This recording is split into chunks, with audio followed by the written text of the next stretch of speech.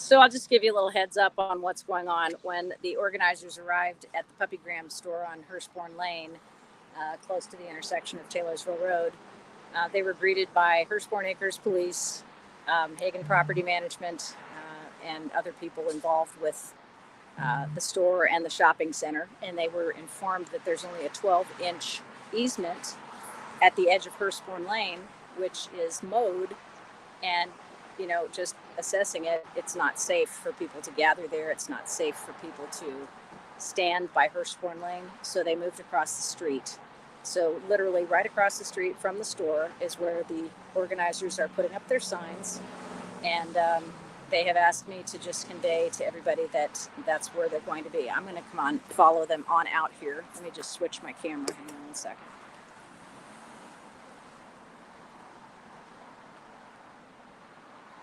Switch the camera to the other view so you can get this. And everybody was very nice. There's no big conflict or anything going on, but they just made it clear that they did not want to have any kind of protest on their private property, and that they had done their due diligence in checking out the store, and they felt that they were justified in the leasing of the space. So, and that's part of the problem. People don't always know where the property lines are, and they were very clear about where their property lines were. So the organizers are over here, right on the other side of Hurstbourne Lane.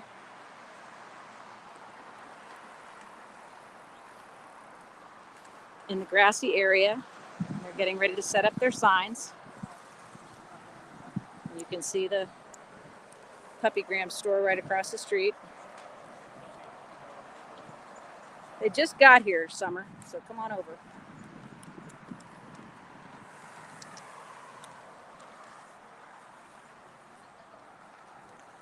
If you could see the 12 inches of easement that they said they were allowed to rally on, you would know why the decision was made to move across the street. And they also had plans to turn on the sprinkler systems, the irrigation systems for the day,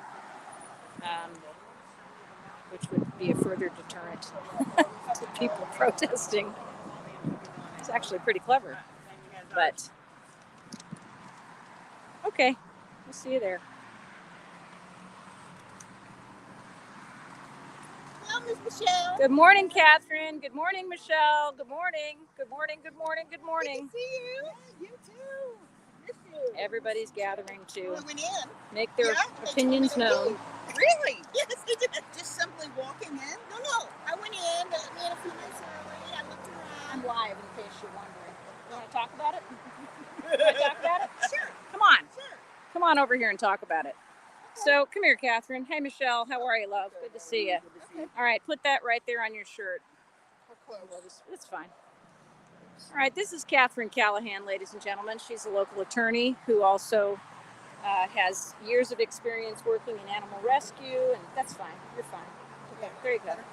And tell us what your experience was. Well, I decided I'd walk in to Puppygram and just take a look at what's going on with this opening. And I asked lots of questions. Most particularly, they said, they were a pet service store. They weren't a pet store. So I went in and saw a number of the supplies I had, which compared to a number of other stores, such as PetSmart and Feeder Supply, which is local. They had a few things, not a lot. It may just be that they're new. But at the same time, I started asking about their puppies. And I said, because you sell puppies, don't you? I said, yes. And so I asked, well, where do you get them? They said, several different breeders. So I said, do they come from Kentucky? They said, they primarily come from, and they listed a few other states nearby.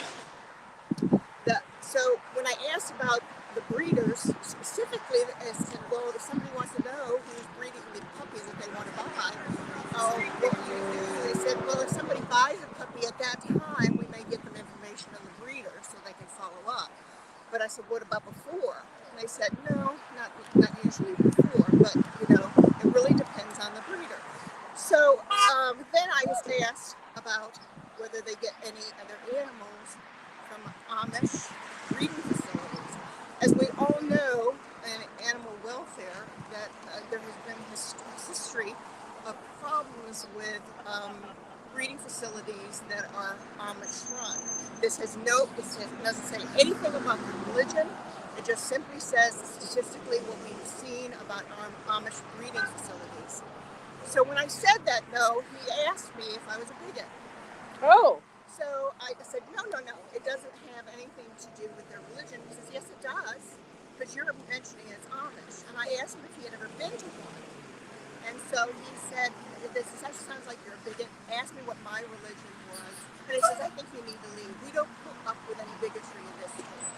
Fascinating. So we know this is oftentimes just throwing it out there, not wanting to answer questions. So my advice to anybody going into any pet stores or pet service stores to ask specifically, who has bred this animal? And see if they will give you the information. If they don't, it could be a red flag. What is the chance that a retail puppy store is getting their animals from what they call legitimate AKC registered breeders, in your experience as an expert?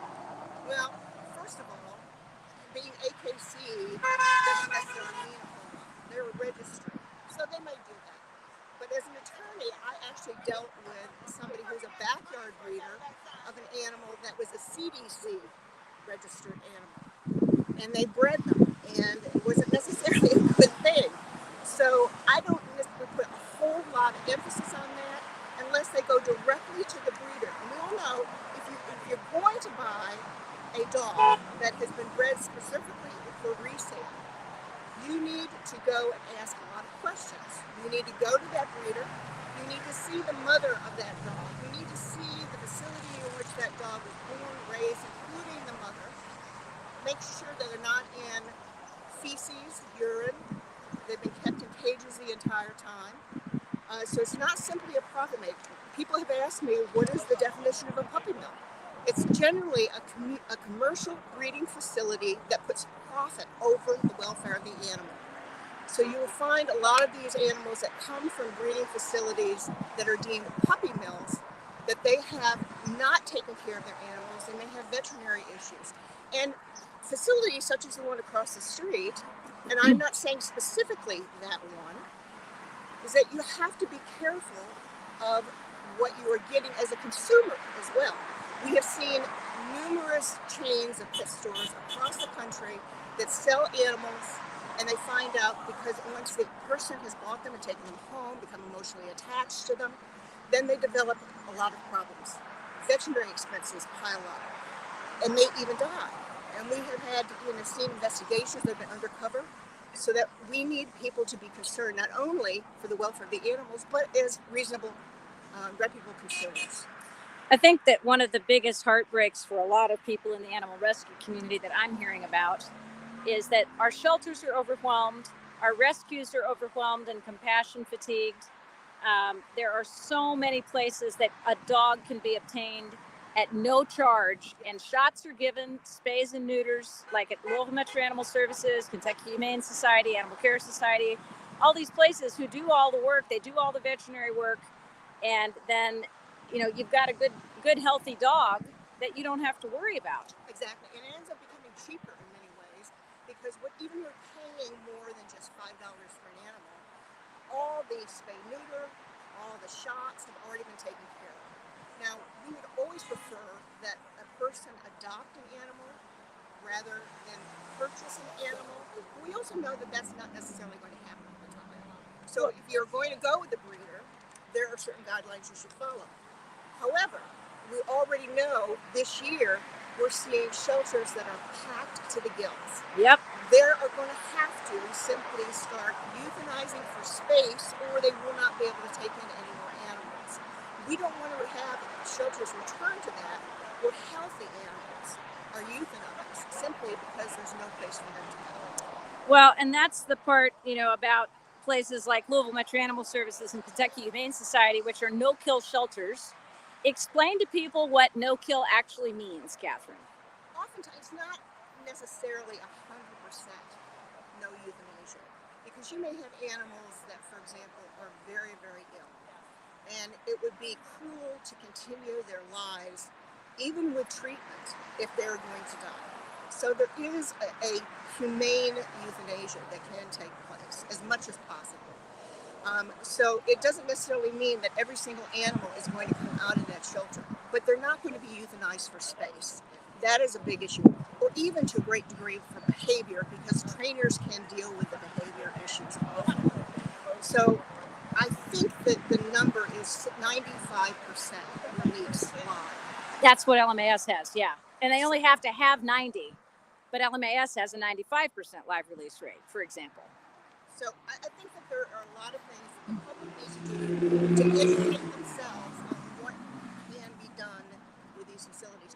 We're going to see a lot more animals coming in to these so-called pet sales stores if we do not take action, particularly in our own communities.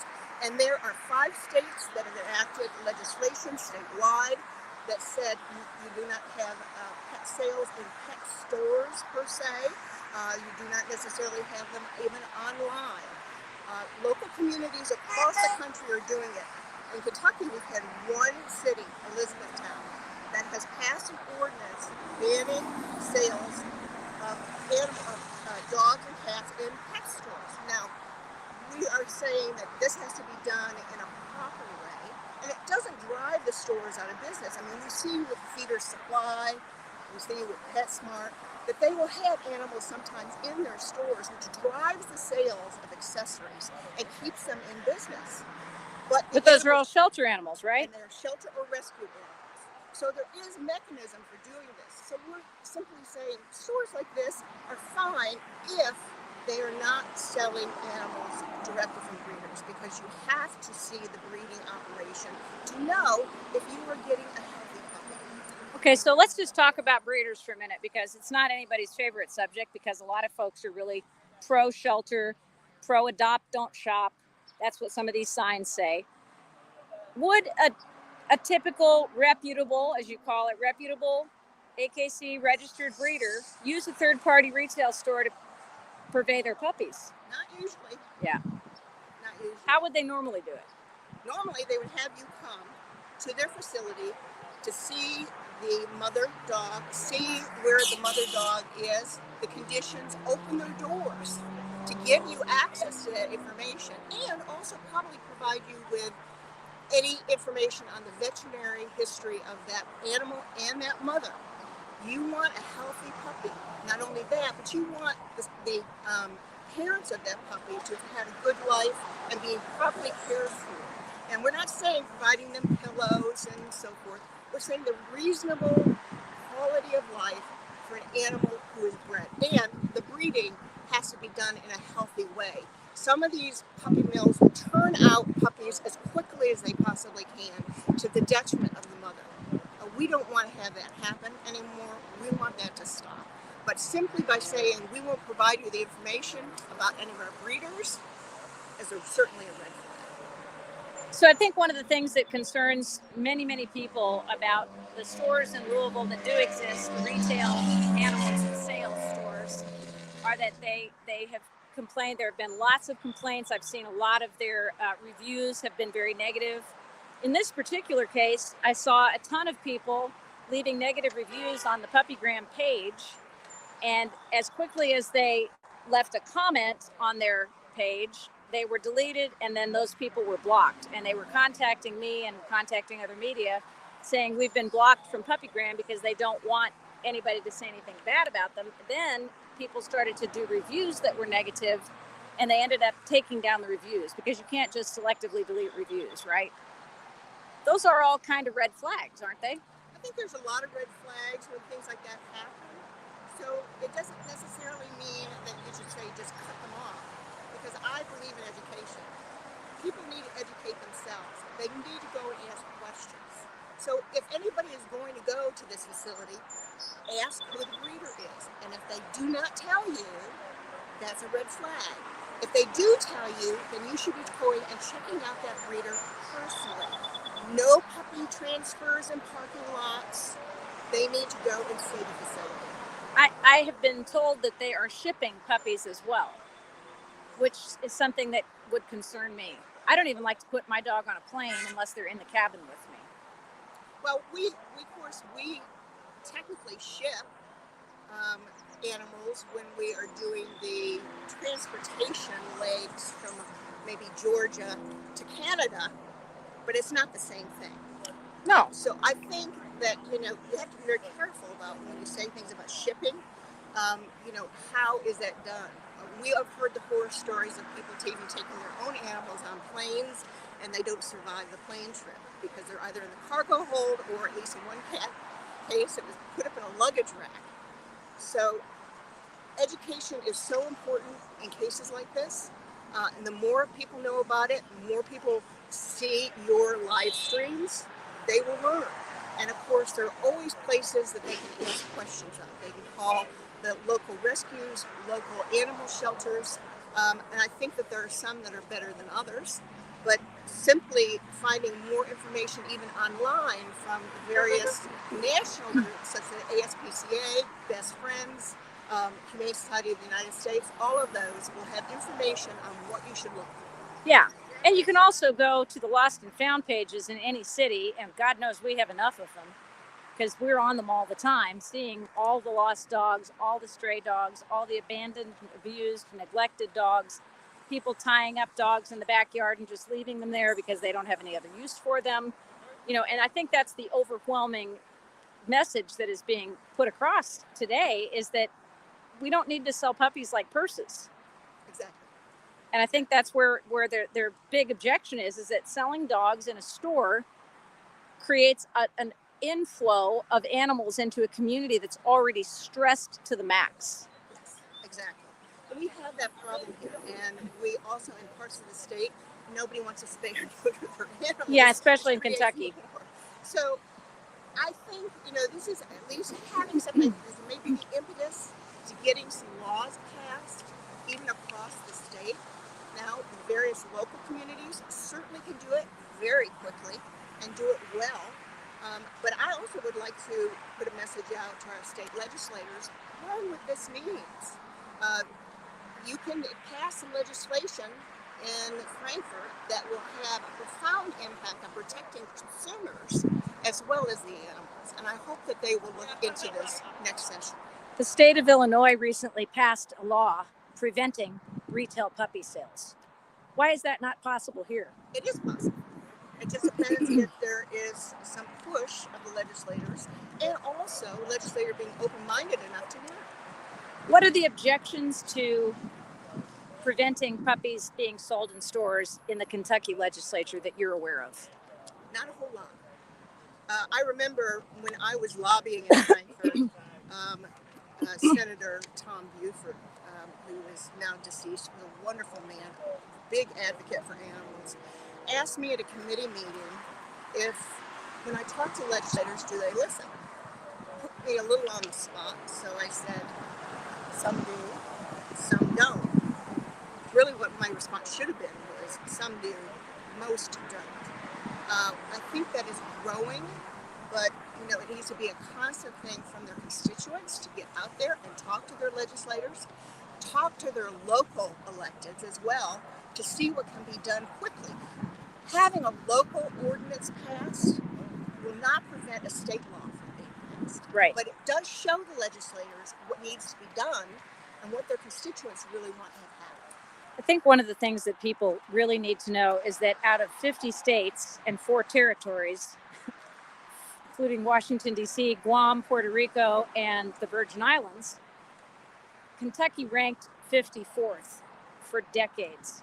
Then we passed a law outlawing sex with animals, and that bumped us up to 44th. 47th. Okay, and then we got to, somehow we've gotten to 44th, I understand. Veterinary. Oh, yeah, that's right. So they got... Veterinarians could report use and neglect, which they couldn't do before, or they lose their licenses. So that's scary in and of itself, but now veterinarians can report abuse and neglect, so we've been bumped to 44th. But think about it, out of 50 states and 4 territories and the Washington, D.C., we are that low in the pile in animal welfare. Yes. And a big story just broke from an undercover investigation by HSU National that these labs, including Innovative Labs in West Lafayette, Indiana, are breeding puppies for lab experiments in which toxins are forced down their throats for months, and then they're euthanized. And they're demanding the release of the 30 beagles this time and 30 or 40 more. There's 80 beagles that are in that lab right now, and they just presented 150,000 signatures that they gathered on the internet demanding the release of these beagles. And they were stopped by police. They were not allowed to be on the private property, so they stayed on the sidewalk. But they had 3 bankers' boxes full of signed petitions, and they hoped that they got delivered. But they gave examples of the fact that one of the breeders that actually produces animals for these labs, and these beagles are bred for a specific reason, and you can tell us why. 20,000 beagles on this one particular breeding facility. Yes, beagles are docile. People who own them know that they are a wonderful family dog, and so those are bred for that purpose because they are docile, because they are loyal. Unfortunately, having them euthanized afterwards rather than released to other places like loving homes is, I think, questionable. Why? I mean, they need to give a good explanation for that, or is it something that is being exposed by the type of work that is done in these labs? I'm not a conspiracy theorist, but at the same time, I know that it is responsible to be able to provide this. But let me also say, there are more and more evidence has come out that there are alternative ways that are even more appropriate for human experiments for medications, toxic substances, and so forth that will affect humans. But remember also, and this is a bit of an aside, that animal welfare equals human welfare. Right. There's so many studies that show that animal welfare, somebody like numerous serial killers started out by abusing animals, which I think is also significant considering that even though we were so bad for our animal welfare laws for so long, we also have a history in Kentucky of being number 1 for child abuse. So what does that say? Yeah. I certainly think that we're getting somewhere, but it's such a long, hard slog for people to recognize the benefits of passing animal welfare legislation and then enforcing it. This is not a matter of extremists, even though we've been called that in the past. This is a matter of practical legislation and also enforcement to ensure that good things happen for the people that are also in those communities. Yeah, there's no question there is an established link between domestic abuse and animal abuse, and that's something that we have to show up. So I'm going to switch you out. If you want to hang on to a sign for a minute, take that mic and give it to Michelle Lawson, who is also here. Her sign says, "Don't be a puppy mill enabler." And I'm going to just get her to talk a little bit about the legislative work that she does to protect the animals of Kentucky and the ordinances that are being written and that have been written that actually protect animals that normally would not have a voice. And Michelle Lawson, I think so. How are you? Guys, I'm good. So tell us why you're here today. Well, education and awareness is key to change, and conversations need to happen. People's brain gears need to be turning about what's going on, and we need to appeal to the good side of the human race, because I have to believe that if people knew what was actually going on, this wouldn't even be an issue, because they would have already put a stop to it.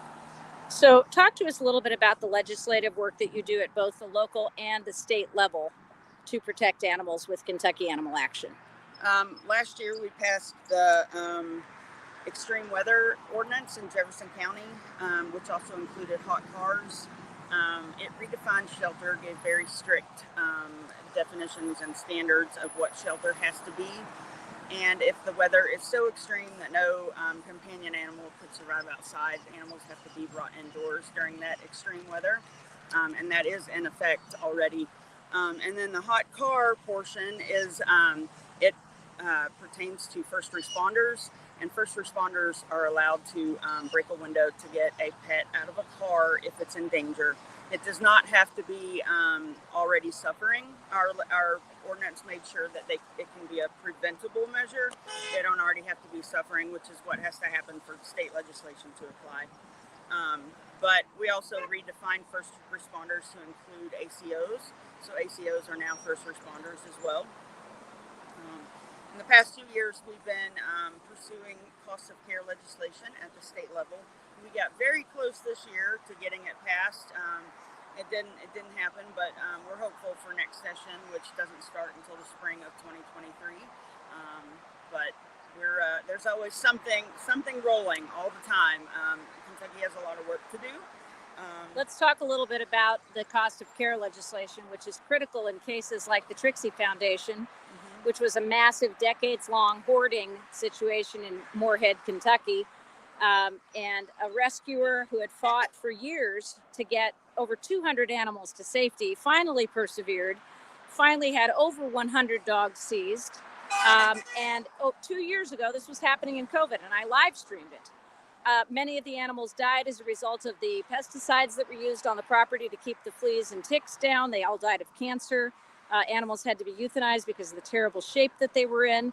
And the burden of the cost of caring for those animals that were rescued fell on the rescues. The owner was given no culpability, no consequences. And just last night, Julia Sharp, the rescuer, announced that Randy Skaggs has been basically slapped on the wrist. He's on a diversion, which is a guilty plea, but a diversion, which will enable him to start collecting dogs again as soon as May the 1st. Talk to us about cost of care. What is important about it? So I've never been on site of the Trixie Foundation, but I know it well from afar. And that is one of the cases that has lingered for many, many years. And often counties, local governments have to look the other way because the cost that goes along with a case like that could be in the hundreds of thousands of dollars. And everyone knows resources are tight anyway, and they just can't pursue something like that. In this particular case, it's been going on for 2 years this time around. This has happened before and they couldn't get the animals, but this time around, I think it's been going on for almost 2 years. And citizens of the state have been incurring the cost of the animals that were taken from the case. And cost of care legislation would make it where the owner has to pay a set amount for the animals to be in the care of the government agency. And if they cannot or will not pay that cost of care during the case, they have to relinquish the animals. And then those animals can go ahead and get immediate vet care and rescue or adoption. And they won't sit in holding while the case goes on. The case will continue, but the animals don't have to sit in holding with cost. And that's the key right there, is that he would not surrender those animals. And so for 2 years, they've been in limbo with fosters, with rescues. They could not be adopted. So 2 years of their short lives were eaten up with getting veterinary care, living with loving families, but not able to connect with a family that would be their forever home. And again, the person who did all of this hoarding is not paying any consequences, and financially or legally. If you haven't been boots on the ground in rescue operations, this is more than them paying the cost and handling these animals for 2 years. This also prevents them from helping the animals they would usually help and turn over through the adoption process. That's right. So they are stuck with them while other animals are filling up the shelters and they can't help them. And I know that the team that worked on Trixie loved those animals very much, and they still do. I'm not saying that. I'm just saying they haven't been able to move on to adoptive homes. There was a case in Spencer County that went on for almost 4 decades. Major breeder/hoarding. They tried to attempt to work on the case in 2004, and when the case reached $100,000, the county had to let it go because they just couldn't spend another penny. And that case did not resolve. Until January of this year, 2022, because the person passed away and they were able to get all of the dogs. That was 111 dogs. I believe there were 29 puppies. And the conditions were difficult to see. I was on site on that case, and it was very difficult to see But luckily, all of the animals that we did get survived and went to adoptive homes. And that was a happy ending for that particular case. But it took 40 years, and there's no telling how much suffering or even, death happened before we could get that case to an end. Well, you just said 40 years. It's shocking to think about. An animal's life is an average of maybe 10 years. Mm-hmm. Sometimes we're lucky to keep them for 15. How many dogs turned over inside that facility that had horrible lives? Yep. And a perfect example of living a horrible life is at the Trixie Foundation. There's no running water in that place. There's no running water. There's acres and acres of dirt, mud, gravel.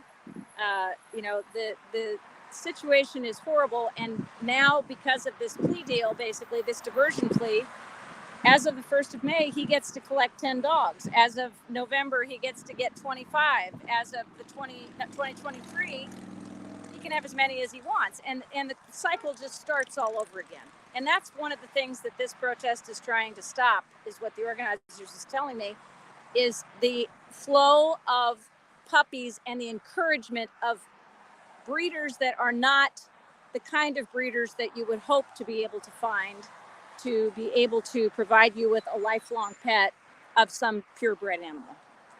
And it's true. We're never going to rescue our way out of the situation in Kentucky and across the country, for that matter.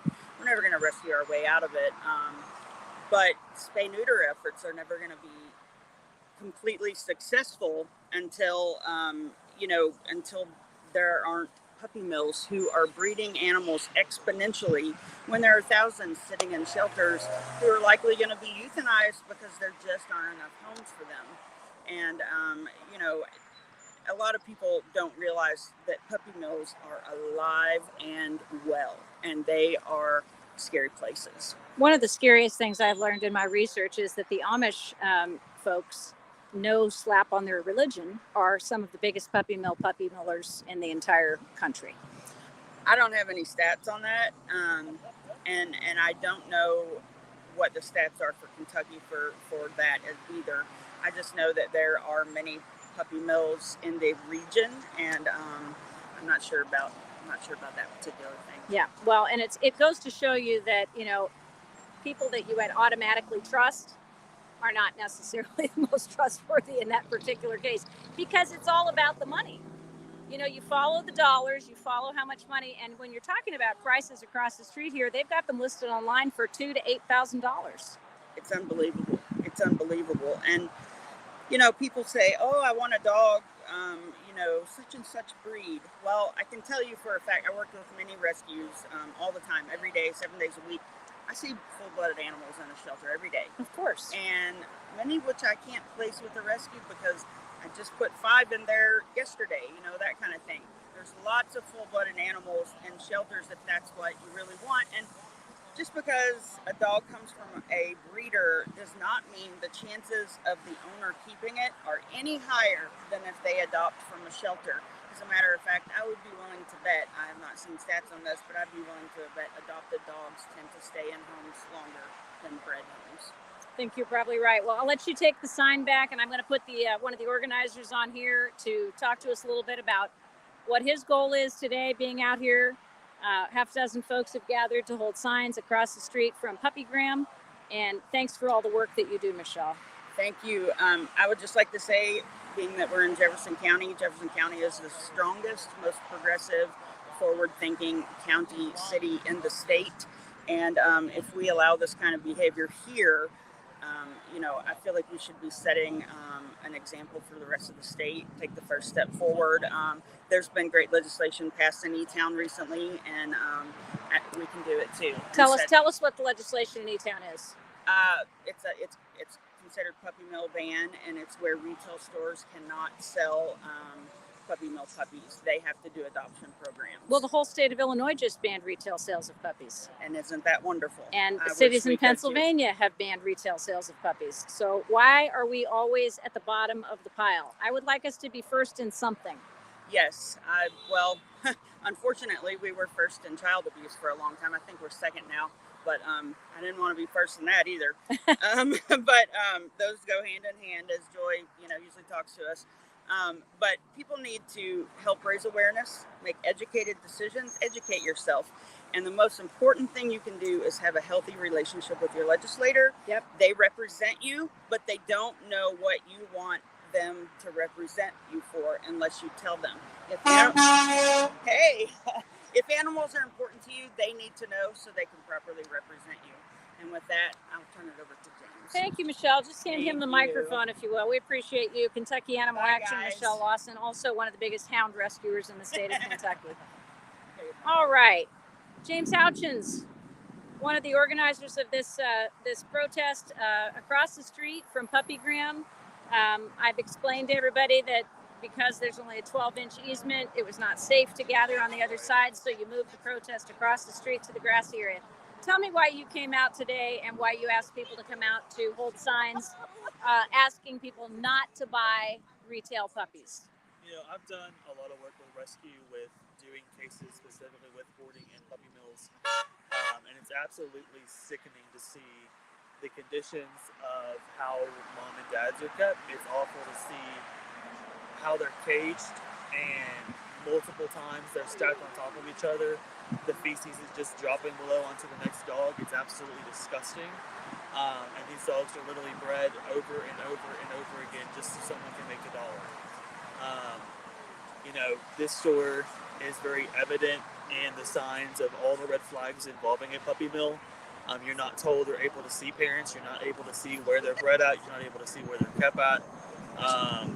We do know the history about Puppygram / Puppy's Choice on. They do have a history of pulling puppies from puppy mills out of Missouri. So it's very upsetting that this store has been able to open here in Louisville. It's very upsetting that we have rescues, we have shelters that are overflowing with purebred dogs that people don't want to adopt, but yet they'll come here and pay over $8,000 for a puppy. That is honestly coming from a puppy mill. It's not going to be very healthy. It's not going to be, everything that's put up to par compared to adopting, where it's going to be microchipped, it's going to be spayed, it's going to be neutered. It's going to be healthy. It's going to be up to date on all of its vaccines. And you're going to know that for sure. So it's very disheartening to know that that's going on here in our city. So in your experience, and you've got a breadth of experience, and talk to us a little bit about the stuff that you have done in your own rescue work. You also actually went into this store. I did. So before the store opened, they had a job posting, and I had actually considered taking the pay cut and going in and working because I wanted to find out all the dirty stuff on the inside. I was quickly blocked from that post. Whenever they did open, before we released the protest and all the information, we went ahead and me and my girlfriend went inside. If you don't know what you're smelling, you don't know the smell, but there's definitely a smell of parvo in the store. There's puppies who are being in a cage. They're drinking from, or supposed to be drinking from, like hamster water bottles. These puppies are fed twice a day, so they say. We personally witnessed a classroom-sized Germix bottle being knocked off of a shelf, landed on a bulldog's head, and just being laughed off and played off like it was nothing, which is very disturbing. You know, puppies that young, their bones are still very soft, and that part of trauma coming down on their head against concrete floors is not good at all. We witnessed Maltese puppies laying in these kennel boxes on hard plastic, no blankets, laying there shivering because they were cold. They had a very sickly looking Pomeranian. When asked about that, there was no explanation as to where it went, just that it was no longer in store. And that's just what we witnessed within 15, 20 minutes of being inside the store. How would you compare this to a place like Pets, whatever these companies, I'm not going to even name the companies that have had investigators go inside and find out that, all is not what it appears to be. Do you know anything about the ownership of the store? Do you know anything about the people who are running it, what their backgrounds are, what their history might be? So I know, of course, with doing what I've done previously with rescue work, digging into puppy mills, digging into hoarding cases, trying to play the A to B game, piece everything together because I want to see the whole story. There's been a lot of digging done on Puppygram, which is also known as Puppy's Choice. There are several locations here in Indiana. Actually, I'm gonna get up my phone because I want to read to you guys where they're known to obtain these puppies from. They called them selected breeders on their promos. Correct. So they advertise it as selected breeders, a health guarantee, fully vetted. In Indiana, they have a reputation for selling sick puppies. He's been confronted several times. The owner has, the store has. People have bought these puppies, have got them home. They've been pumped full of steroids, and within 3 days, the dog has died. Mostly from parvo, but that's what you're dealing with. You're paying $8,000 for a dog to get it home 3 days later, and it died, which is disheartening for your kids. It's disheartening for your family. So just from 2018 through 2020, this is that time of the USDA going on the property and inspecting where he was obtaining these puppies from. These are licensed breeders with the USDA. So under the USDA law, they're legal. This certain group had 396 adult breeding dogs. So that is just the female dogs. That's not counting male dogs. That's not counting the puppies. They do the puppies separate. So on this particular puppy, there was 181 puppies.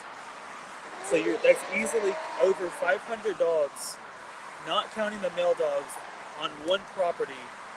How can they properly be caring for that many dogs in one location?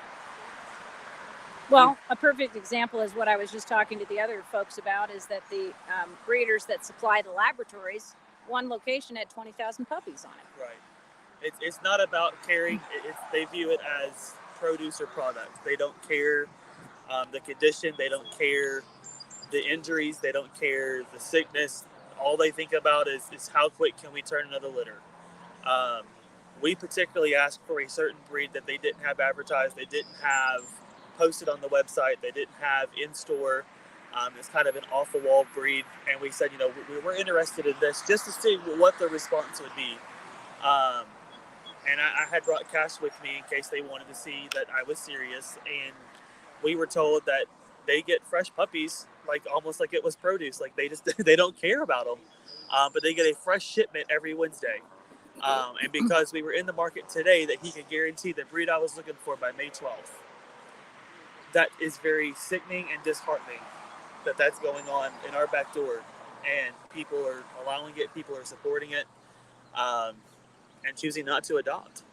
So what is your goal in having this protest today, which has moved across the street from the Puppygram store because of the fact that there was only a 12-inch easement along Hurstbourne Lane that was an allowable place to protest, and the property managers from Hagen Property Management, the Hurstbourne Acres Chief of Police was here. They were getting ready to turn on the irrigation systems, and they explained to you very clearly that 12 inches of grass was the only place that protesters would be allowed to stand, and that's why you made the decision to move across the street. Right. Hurstbourne is a very busy parkway. I know we had the potential. I know we still have a few folks on the way, with children, and I can't put them that close to the road. Even after explaining that, she told us that we had that 12 inches to stand, and that was it, not an inch more. We even just were standing on the corner, and she said, you're still over the property line. So out of the safety of people and keeping everyone safe, but still wanting to get the message out, we did move across the street to the restaurant, which has been very grateful for letting us use their area. So our goal today is just to educate people that this is going on. This is very sad. It's very disheartening. And to educate people that this is in fact, a puppy store that needs to be shut down. They need to be taken out of Louisville. They can go elsewhere. But our end goal is ultimately, you're not welcome here in Louisville. Whenever we have shelters that are overflowing, we have local rescues that are overflowing with the same breed dogs that they're selling for half the price, and they're going to be healthy. We have stray dogs running the streets every moment of the day. There's posts about dogs here, dogs there. And what are we doing to help them? But yet we allow a puppy store to open. Well, in the interest of fairness and balance in my reporting, I'm offering Puppygram an opportunity to let me come into the store and live stream. I'll be glad to interview them, take a look at the facility, hear what they have to say in response to your protest, and they're welcome to reach out to me on Messenger. They can call me. I'm easily found. They can come out and tell me they want me to come in. Happy to do that. But I think the purpose of the protest today is simply to bring awareness to the fact that retail puppy sales, as you have said, are not acceptable. No. And one of the biggest things that I mentioned with Michelle and Catherine is that Illinois has banned retail puppy sales across the state. Cities in Pennsylvania have banned retail puppy sales. Our own Elizabethtown, Kentucky has banned retail puppy sales. And we have a much bigger problem with loose dogs, stray dogs, abused, neglected dogs, people unable to take care of them. Louisville was hit very hard by the pandemic, hit very hard by the social justice uprisings. A lot of evictions took place. People lost their animals. You know, all through 2020 and 2021, I was placing dogs with rescue for people who could not maintain the finances to keep their dogs alive. And this is just kind of turning on the fire hose, bringing more puppies into a market that is already overloaded. Right. You know, if this would be a pet store where their dogs is being adopted, it was an adoption event, you know, that we could get behind that. We wouldn't be protesting. We'd be supporting that. Well, that's what Feeders Supply and PetSmart Exactly. do. And Feeders Supply is a locally owned company. Yes. Very good. Okay, go back and get your sign. All Thank right. you so much for the time. I appreciate it. And once again, the opportunity exists for Puppygram owners, people, you know, who are working in the store or whatever, to come over and either talk to me on live stream, or I'll be happy to come across the street and hear what they have to say. The protest is planned until 1 o'clock, and you've heard from experts in this industry who have, you know, fought against this kind of store, who have dealt with puppy mills, who have dealt with laboratory animals, from several organizations, including Kentucky Animal Action, you know, who just do not feel that this is a positive step in the right direction. It happens to be located 2 doors down from Chuck E. Cheese, which is an opportunity for kids to see the word puppy and, you know, want to go from one to the other. So they'll be out here till 1 o'clock holding their signs, and I'm going to just give you a quick glimpse of what some of those signs say.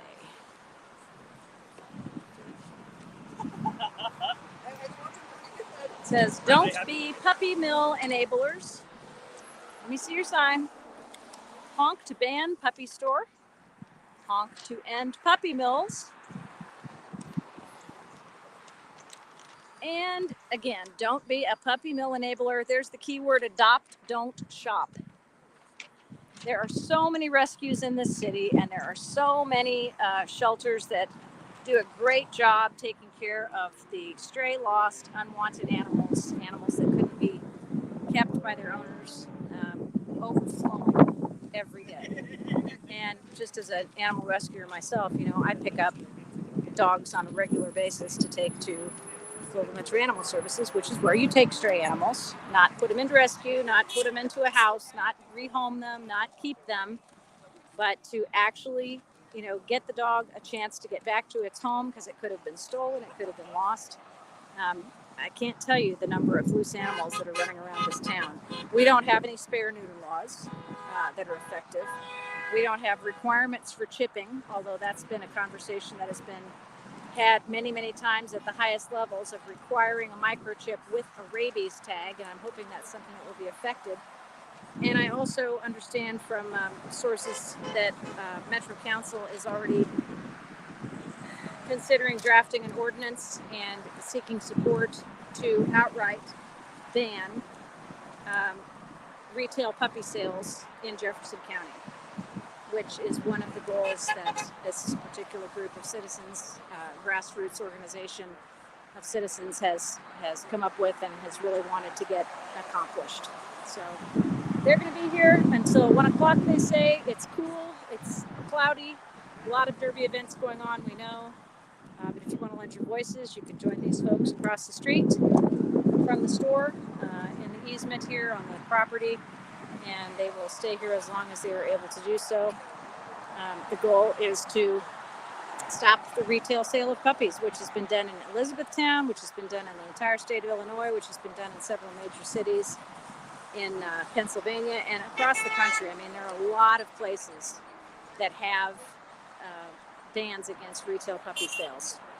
And their goal is to have Jefferson County and the state of Kentucky, of course, get behind them to get that done too. So thanks for tuning in, you guys. We appreciate you, and I'll be seeing you soon.